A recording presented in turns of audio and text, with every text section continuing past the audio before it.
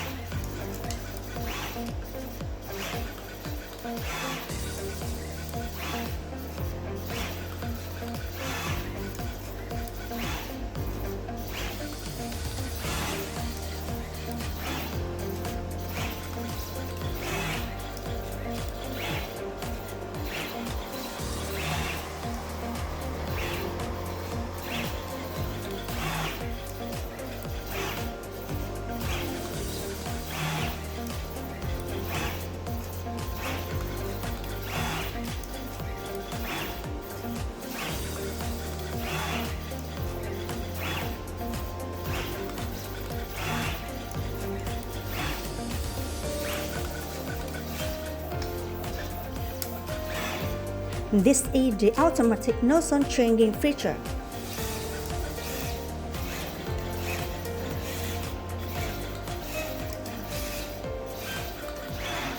That's all done.